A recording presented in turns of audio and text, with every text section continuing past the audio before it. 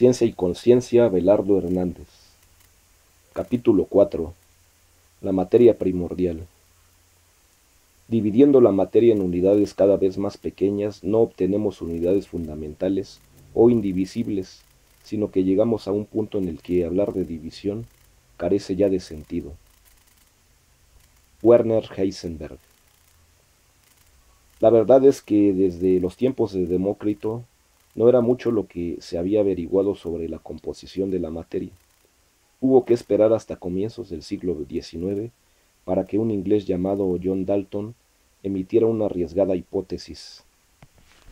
Según creía, cada elemento químico contiene una clase particular de átomos, y son precisamente esos átomos los que determinan las cualidades de ese elemento. La diferencia física entre los átomos venía determinada por su peso. Muy pronto los científicos pudieron establecer los pesos atómicos, es decir, el peso de los átomos de cada sustancia. Con relación al peso atómico del oxígeno, que se tomó como unidad, en 1860 el físico Jacob Berzelius publicó una lista en la que figuraban los pesos atómicos de los distintos elementos. Hacia 1869, el químico ruso Mendeleev había organizado lo que a partir de entonces se llamó la tabla periódica de los elementos, en función de esos pesos atómicos, pero nada se sabía aún de la estructura interna del átomo. Invisibles y mortíferas radiaciones. En 1875 el inglés William Crookes había inventado un tubo al vacío en el cual había dos electrodos, estando ambos conectados a un generador de corriente. Cuando éste se conectaba apareció una radiación especial que hacía brillar el electrodo negativo, el cátodo. Los rayos catódicos, en realidad electrones, arrojaban sombras sobre una pantalla cuando se interponía un objeto en su camino, como si fuera luz, pero Crookes observó que cuando esos rayos atravesaban un campo magnético, se desviaban, lo cual demostraba que estaban compuestos por partículas. En 1897, el también británico Thomson sometió los rayos catódicos a la acción de un campo eléctrico, y según su desviación aseguró que estaban compuestos por partículas cargadas negativamente. A esa partícula componente de la materia del universo se le llamó electrón. Por este descubrimiento recibió el premio Nobel en 1906. Otro científico importante en la historia de la física atómica fue Wilhelm Röntgen, 1845-1923. Experimentado también con los rayos catódicos, halló que incluso cuando tenía el tubo cerrado en un recipiente, al encenderlo hacía brillar una placa recubierta por una sustancia fluorescente. Röntgen dedujo que algún tipo de radiación invisible y muy penetrante emitida por el tubo podía penetrar incluso a través de las paredes y de los envases. En 1895 anunció su descubrimiento llamado aquella emisión de rayos X. Poco tiempo después, interesado por las extrañas radiaciones, un francés llamado Becquerel observó que las placas fotográficas quedaban veladas cuando eran expuestas a ciertos compuestos de uranio. También de ellos emanaba una radiación invisible. Era, por supuesto, la radiactividad. Y dos jóvenes científicos franceses se interesaron también por el fenómeno. Sus nombres eran Marie y Pierre Curie. Sus ensayos con la radiactividad iniciaban un sendero que llevaría en los años 30 a la fisión, a la ruptura del modelo atómico, su núcleo y con ello la posibilidad de las reacciones en cadena y a la energía nuclear. Alquimistas del siglo XX.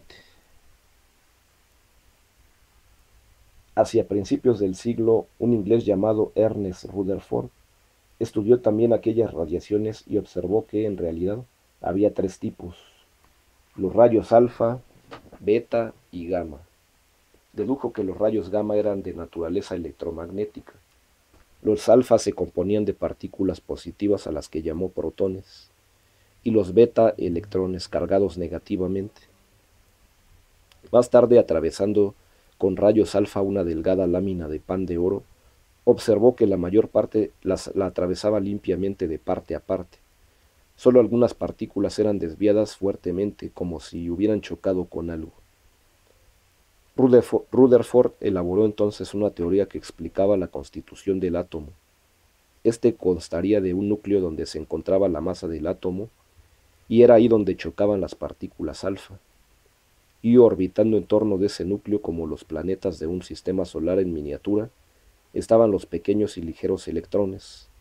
Era el primer modelo atómico compuesto desde los tiempos de Demócrito, 23 siglos atrás.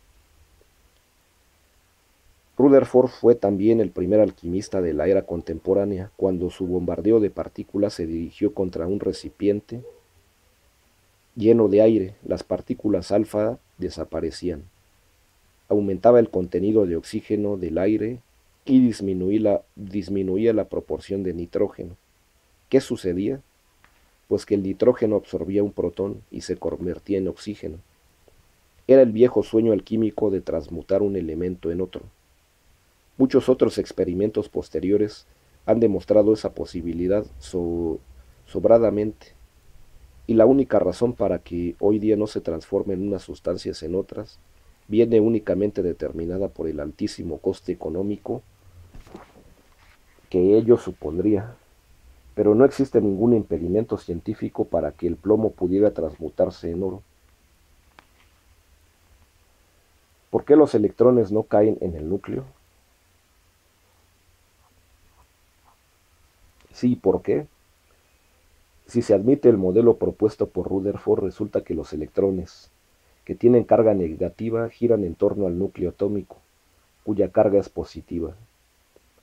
¿Cuál es la razón para que no desciendan de su órbita atraídos por el núcleo y caigan sobre él, igual que los satélites artificiales acaban cayendo sobre la Tierra atraídos por su gravedad? Bien, en realidad a veces sí lo hacen.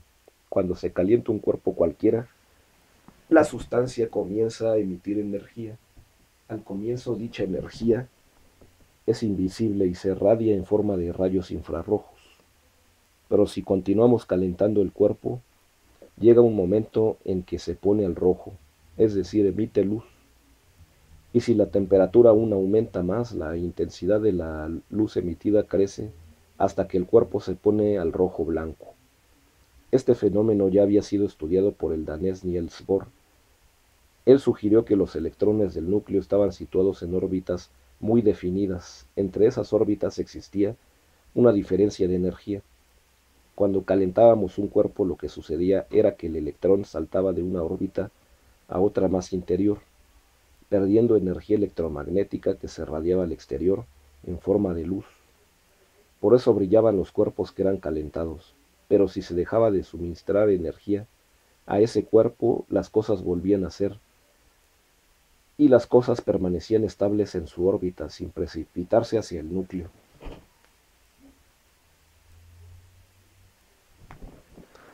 Pero cuando los científicos comenzaron a estudiar la radiación producida por lo que en física se llama el cuerpo negro, comenzaron las sorpresas. Evidentemente, como le sucedería a cualquier otro cuerpo, cuando éste se calienta emite energía electromagnética. Infrarrojos primero, luz visible después, y si la temperatura se hace aún mayor, radiación ultravioleta. Pero justamente en esta parte del espectro se produce un súbito descenso. La cantidad de luz ultravioleta es muy pequeña. Es lo que se llama, quizá un poco exageradamente, la catástrofe ultravioleta. Justamente en 1900, el alemán Max Planck propuso una solución al problema. Dijo que la radiación estaba constituida por pequeños paquetes, a los que llamó cuantos. La radiación no podía emitirse de forma uniforme y continua, sino a saltos. Perder energía no era como descender suavemente por una rampa, sino más bien como bajar por una escalera, donde solo podemos descender un número entero de peldaños, y aún más. La energía contenida en esos cuantos era mayor cuanto mayor también fuera la frecuencia. Por eso, volviendo al cuerpo negro, Planck dijo que para que saltaran los cuantos de luz ultravioleta se precisaba el doble de energía que para los cuantos de luz roja, de forma que la energía suministrada al cuerpo negro es suficiente para que emita luz roja con facilidad, pero no para emitir cuantos ultravioleta, lo cual puede expresarse matemáticamente diciendo que la energía de los cuantos es proporcional a su frecuencia. Por cierto, a los cuantos de luz se les conoce universalmente con el nombre de fotones. Para ser sinceros, hay que reconocer que la teoría de Planck no suscitó entonces demasiado entusiasmo. Ni siquiera el mismo Planck, en su carta fechada en 1931, aseguraba que su investigación era como un acto de desesperación. Tenía que encontrar una interpretación teórica a cualquier precio, por alto que éste fuera. Por alguna extraña casualidad, el científico alemán había hecho sus cálculos matemáticos mal, aunque curiosamente la solución era la correcta. La extrañeza de los círculos científicos ante este nuevo concepto fue tan acusada que Planck no recibió el reconocimiento por sus trabajos hasta una fecha tan tardía como 1918. Conviene recordar además que aquella vieja polémica sobre la naturaleza de la luz se abría de nuevo. Estaba claro que se trataba de partículas. Y tenemos que volver a encontrarnos con alguien conocido, con el genio que resaltó o que rescató del olvido las ideas de Planck. En 1905, el gran Einstein publicó un trabajo que mucho más tarde le valdría el Premio Nobel de Física, distinción que por cierto nunca consiguió la superpopular teoría de la relatividad. Y con ello, como suprema ironía de ese destino que juega con la existencia de los mortales, condujo a Einstein a una línea de pensamiento físico-matemático que odió hasta su muerte. Otra vez y por fin, la mecánica cuántica.